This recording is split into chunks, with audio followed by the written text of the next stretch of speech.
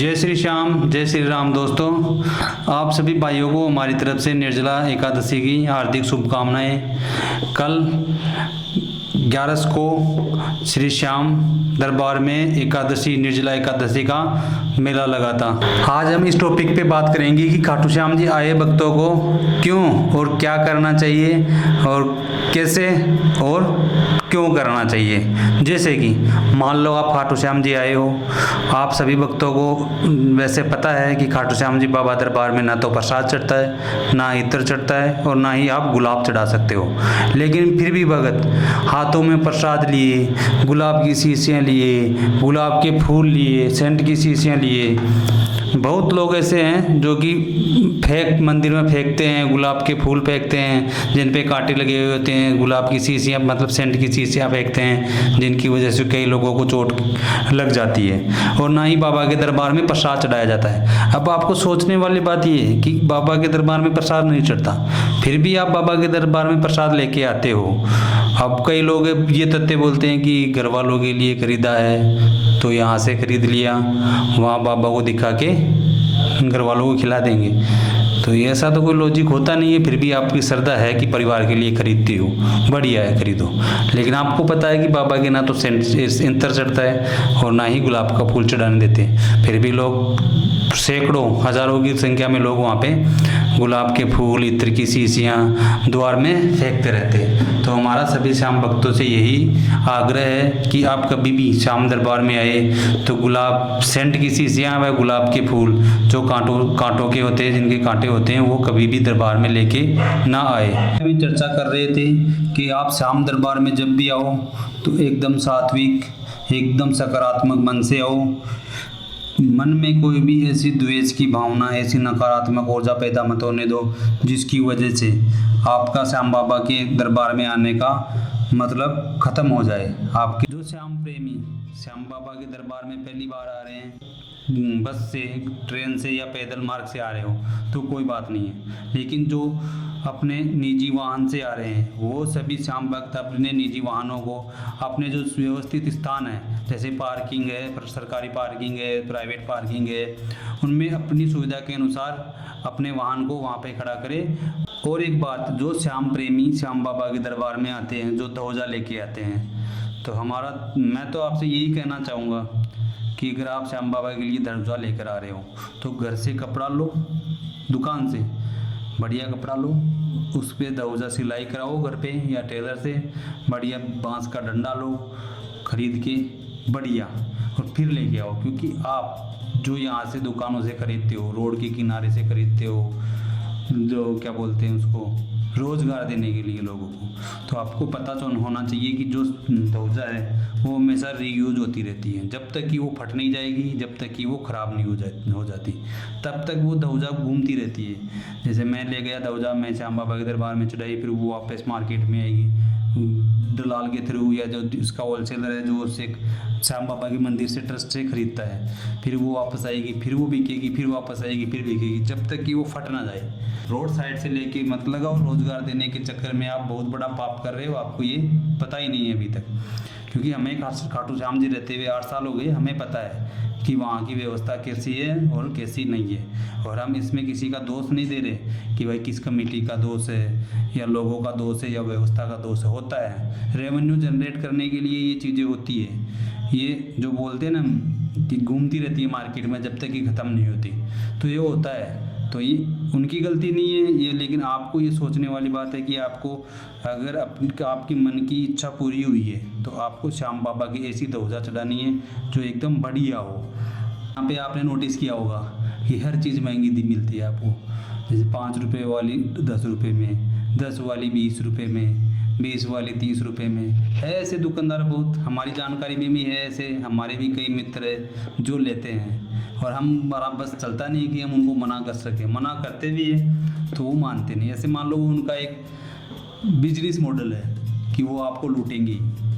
कतई ये ना समझे कि आप किसी पिकनिक पे आए हो या अपना टाइम पास करने के लिए आए हो या आप चिल करने के लिए आए हो। आप एक ऐसी नगरी में आए हो जहाँ पे अगर आप आए हो और आपके मन में वास्तव में कुछ ऐसी वो क्या बोलते दुविधा है जिससे कि श्याम बाबा को लगे कि आप वास्तव में हारे हुए हो, आपका सहारा कोई नहीं है, तो वो आपका भला कर सकते हैं। लेकिन अगर आप पहली बार आए हो और अब चिल करने के लिए और घूमेंगे पिएंगे खाएंगे, तो फिर क्या होगा, श्याम बाबा आपको नकार देगा। आप जब भी आओगे ना तो वो देखेगा ये तो वही आदमी है जो चिल करने आता है, घूमने फिरने आया होगा, घूम फिर के चला जाएगा, हमें क्या सुनना इसका दुख। तो हमारा सभी मित्रों से या श्याम प्रेमियों से यही कहना है, जब भी आप खाटू श्याम जी आओ तो एकदम सही और सकारात्मक सोच लेके आओ कि हाँ श्याम बाबा मैं दुखी हूँ, मेरे दुख दूर करो। और अगर आपके दुख नहीं है, आपकी ज़िंदगी नॉर्मल चल रही है, तो श्याम बाबा से दुआ करने आओ कि श्याम बाबा मेरी ज़िंदगी मैं जैसा चाहता था वैसी चल रही है और वैसी ही चलने दीजिए, और आप मेरा हमेशा साथ दीजिए कि मेरी ज़िंदगी हमेशा ऐसी ही चलती रहे। सरकार को, यहाँ के प्रशासन को, यहाँ के जो पुलिस प्रशासन उनको दोष देते रहते हैं। अरे आप तो सोचो, 20-20, 30-30 हज़ार लोग आते हो, यहाँ पे कर्मचारी कितने हैं, 10, 20, 30, 40, 100। अब मान लो 10,000 लोग, उनको 100 लोग कैसे मैनेज करें। लोग 10 लोग हैं या 100 लोग हैं, वो आपको इंस्ट्रक्शन दे सकते हैं कि आप ये मत करो, आप ये मत करो, आप ये मत करो। अगर आपको कोई पता नहीं है कोई चीज़ के बारे में, तो वो आपको बता सकते हैं कि आप ये मत करो और आप ये कर लो। लेकिन मानना तो आपके में ना, आपके मन में है कि आप मानोगे नहीं मानोगे। आपको बताया जाता है, आप मानते नहीं हो, क्योंकि आप में मेल ईगो है। मैंने 8 साल के जो समय है जो खाटू श्याम नगरी में बिताया है, उसमें मैंने एक चीज़ देखी है। खाटू श्याम नगरी में जो भक्त आते हैं कई लोग, 90% लोगों के मन में हमेशा ईगो रहता है। ईगो जानते हो, घमंड। वो सोचते हैं कि खाटू श्याम जी और खाटू श्याम जी नगरी से बढ़ गए हम। मैंने पार्किंग में कई लोगों को, ऐसे लोगों को देखा है जो बोलते हैं तू मुझे जानता नहीं है क्या, मैं तेरा 1 मिनट में काम कर दूंगा। तो भाई तू 1 मिनट में काम करता है तो तू आया क्यों है, वहाँ बैठ, कोई मन छोटा मोटा छाया भरवा अपने आप में और लोगों का काम कर। कई लोग बोलते हैं, पार्किंग वालों से झगड़ा करते हैं, अरे तू मुझे जानता नहीं है, मैं उसका दोस्त हूँ, उसकी औलाद हूँ, उसका। तो फिर यहाँ क्यों आया है, यहाँ व्यवस्था ख़राब करने या परेशान करने लोगों को। कई लोगों को मैंने देखा, जैसे लाइनों में नहीं लगते, वीआईपी दर्शन करते हैं। तो जो लोग वीआईपी दर्शन करते हैं उनको समय बताएगा कि उन्होंने क्या किया है, और जो किया है ना वो उनको नहीं करना चाहिए था। क्योंकि भगवान के आगे कोई वीआईपी नहीं होता और कोई साधारण नहीं होता, सब बराबर है। भगवान लोगों को पैसों से नहीं तोलते हैं, भाई इसके पास कम है, इसके पास ज़्यादा है।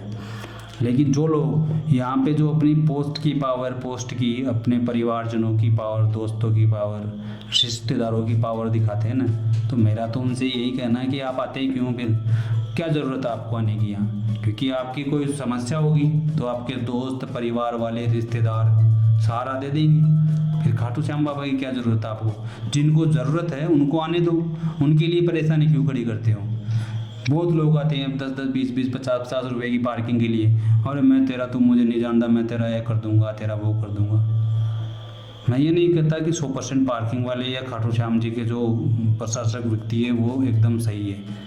वो भी इंसान है, गलती होती होंगी उनसे, कई बार भूल चूक होती होंगी। लेकिन यहाँ पर मैंने ऐसे व्यक्तियों को भी देखा है जो दर्शन करके आते हैं और बाहर निकलते हैं, ये पूछते हैं भैया ठेका कहाँ है, भैया नॉनवेज कहाँ मिलता है, भैया हमें दारू पीनी है, हमें मांस खाना है।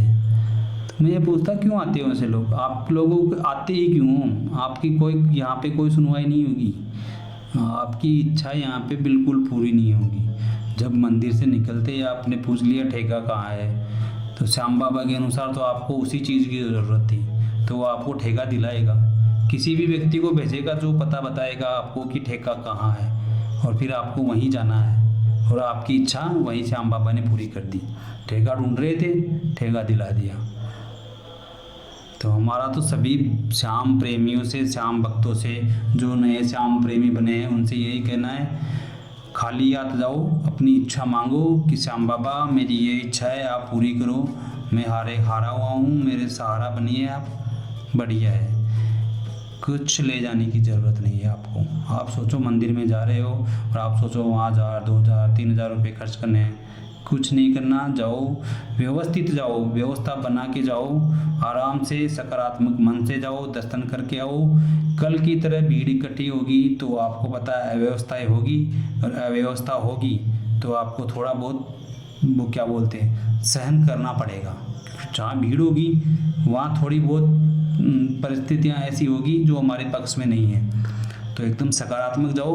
बाहर जाके ये मत बोलो वहाँ तो भीड़ होती है, वहाँ मैं परेशान हो गया, वहाँ कुछ नहीं मिलता, वहाँ ये नहीं है, वहाँ ये वो नहीं है। अरे गए आप थे, और आपको वहाँ जाके अगर घमंडी साथ लेके जाना था तो फिर आपका जाना बेकार है, क्योंकि आपने तो सबसे बढ़कर अपने आप को समझ रखा मन में, भाई हमसे बढ़कर कोई नहीं है। तो फिर से हम तो यही कहना चाहते हैं सभी श्याम प्रेमियों से कि जय श्री श्याम।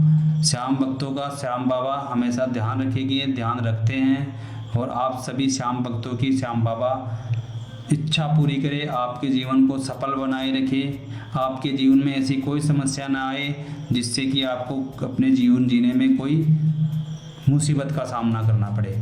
और हम ये भी चाहते हैं आपसे कि आप जब भी श्याम द्वार आए, खाटू श्याम जी आए, तो ऐसी व्यवस्था फैलाए, ऐसी व्यवस्था बनाए कि आपकी वजह से किसी को कोई परेशानी ना हो, ना आपको कोई ऐसी काम करना है जिसकी वजह से यहाँ पे गंदगी फैले, अव्यवस्था फैले और यहाँ पे अराजकता फैले।